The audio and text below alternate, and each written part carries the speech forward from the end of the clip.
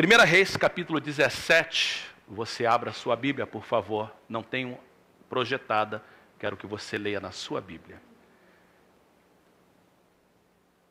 Então veio, verso 8, a ele, falando de Elias, a palavra do Senhor dizendo: levanta-te e vai para Sarepta, que é de Sidom, e habita ali.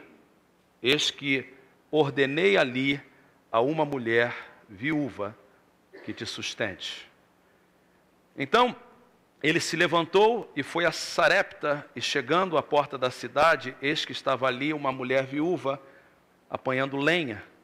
E ele a chamou e lhe disse: traze-me, peço-te, num vaso um pouco de água que beba.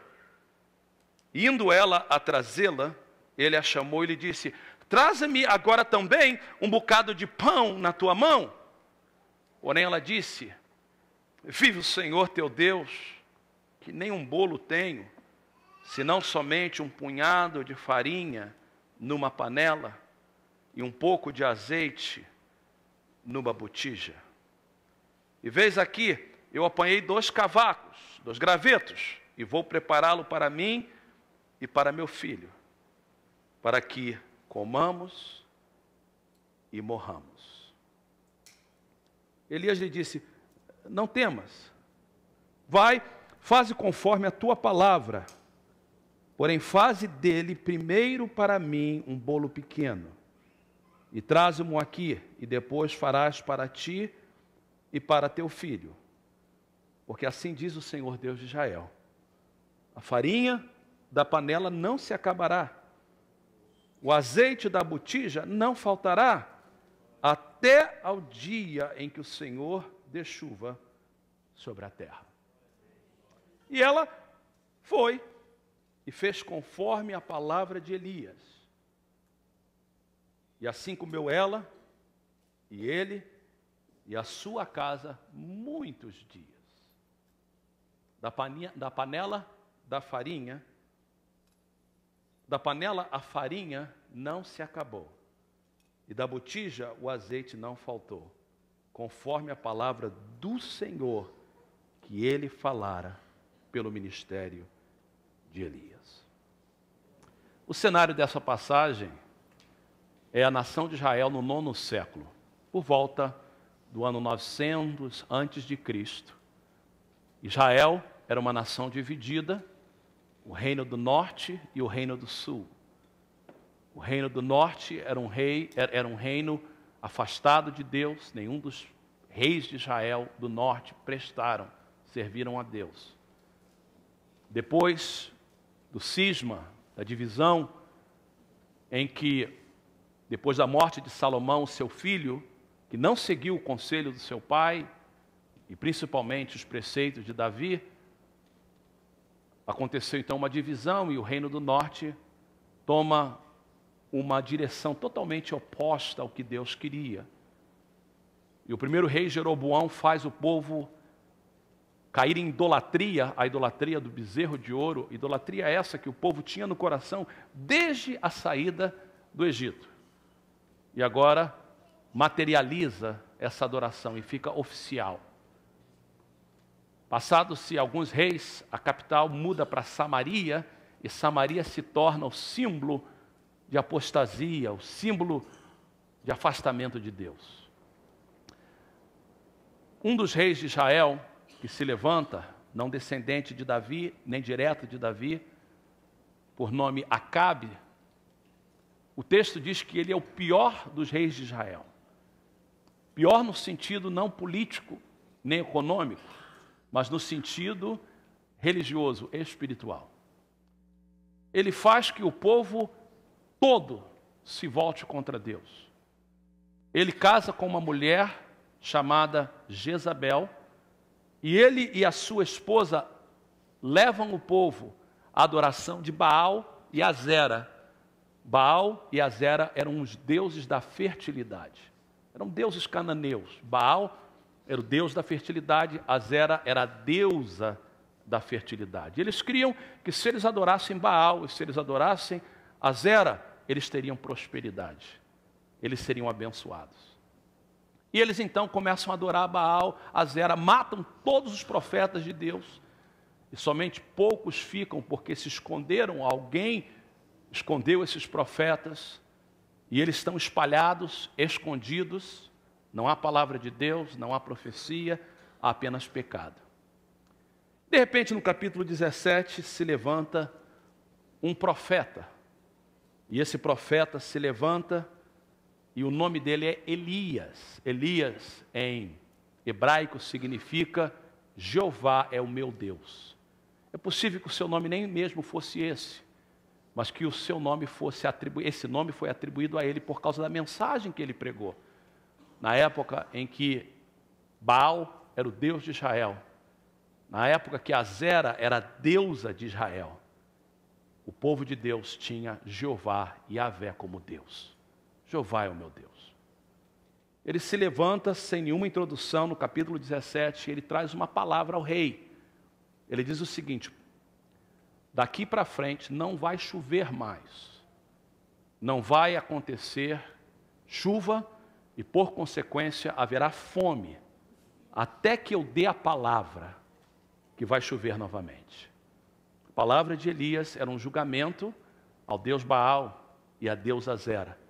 Se eles são deuses da fertilidade, vamos ver se eles conseguem trazer chuva, trazer água e trazer prosperidade. Quando Elias fala isso, Deus manda que ele vá para o oriente do Rio Jordão, e Deus disse assim: olha, eu vou mandar que um corvo te alimente e traga pão e carne, toda manhã e toda tarde, você vai beber do riacho. Algo milagroso. Aliás, todo o ministério de Elias e depois Eliseu, o seu sucessor, é um ministério de milagre. Então, o corvo vinha de manhã, e corvo é um animal carnívoro, ele come carne, né? Mas aquele corvo jejuava. Aquele corvo tinha uma ordem de Deus para alimentar o profeta. É um milagre. Então, não havia comida, não havia bebida, mas Deus sustentava o profeta dele. De manhã cedinho, quando dava, ele saía, talvez 9 da manhã, não sei, e lá vinha o corvo com um pedaço de pão e um pedaço de carne. Ele comia o pão, comia a carne, bebia água, aguardava a tarde e o milagre se repetia. De repente, a Bíblia diz que o riacho seca. Não diz que o corvo parou de trazer comida, mas diz que o riacho secou. E quando o riacho secou, ele começou a ficar com sede. E você pode ficar sem comer por um tempo, mas sem beber água você não consegue. Então, no meio daquela crise em Israel e uma crise existencial também do profeta, ele ouve a palavra de Deus. E Deus diz assim: olha, você sai daqui agora e você vai para Sarepta. E Sarepta está ao norte de Israel, do lado do Mediterrâneo, perto de Sidom. Aliás, Sarepta faz parte de Sidom, que hoje é o Líbano, hoje perto da cidade de Beirute, um pouco ao norte. Uma nação que não é a nação de Israel. Uma nação, na verdade, de onde veio Jezabel. E os sidônios, então, não eram um povo de Deus, mas havia uma viúva ali que temia Deus. E Deus diz para Elias assim: ó, eu ordenei uma viúva que te alimente. Ele, então, sai dali e, possivelmente, não tenho dúvida nenhuma, o texto não diz, mas a gente pode imaginar, imaginação não é nada errado, contanto que a gente não afirme que é realidade, mas um profeta que ouviu de Deus e que Deus disse: eu vou te sustentar, e de repente o riacho seca, ele talvez questionou: mas Senhor, você não mandou? Eu perguntaria isso: o Senhor não mandou? O Senhor não falou que ia ter água? E Deus fala: mas eu tenho outra provisão para você. Então, possivelmente ele questiona Deus, ele indaga, e Deus diz: não se preocupe, eu tenho uma outra forma de te abençoar. Ele caminha com sede, possivelmente com fome, porque a distância não é muito perto da onde ele estava para onde ele foi. Finalmente ele chega em Sarepta, morrendo de sede e morrendo de fome. E Deus falou: eu ordenei uma viúva que vá lá e te abençoe. Aí quando ele chega lá, dito e feito, a viúva está lá. Só que Deus falou para ela, Deus disse, eu ordenei que ela te alimente, mas só que ela não tinha ouvido essa voz, não.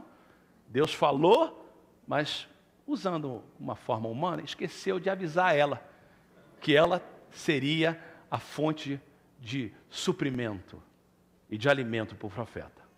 Então, quando ele chega lá, aparentemente havia água, porque ele disse, olha, você pode me trazer um pouquinho de água? E ela estava lá, e ela traz um pouco de água para ele. Ele mata a sede, mas depois de matar a sede, o que ele quer agora é comer. Então ele fala para ela, já que Deus falou que ela que vai me alimentar, então você pode trazer um pedaço de pão para mim? Quando ele fala isso para ela, nós lemos o texto, ela diz assim, vive o Senhor. Mostra que ela é uma mulher que temia Deus. Vive o Senhor, vive a tua alma. Eu não tenho nem um pouquinho de bolo.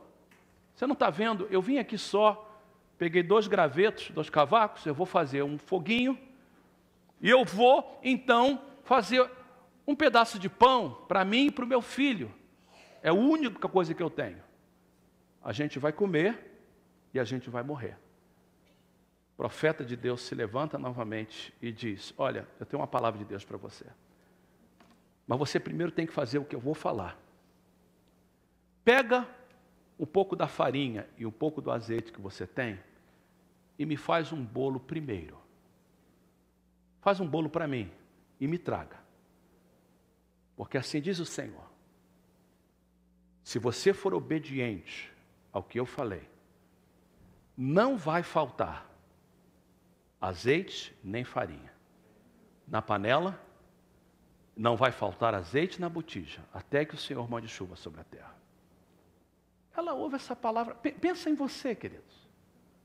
Você só tem $5 para comprar um pão de queijo aí na loja portuguesa brasileira. Só dá para comer um pão de queijo e um suco de laranja, um copo de café, e você não tem mais nada. E eu bato na tua casa e falo assim, estou com fome. Aí você diz, pastor, só tenho $5 para comprar um pão de queijo. É só isso que eu tenho. Vamos até usar o termo bíblico, não é que você tem nem $5, você está duro, mas só tem um pouquinho de, o que você usa? Polvilho?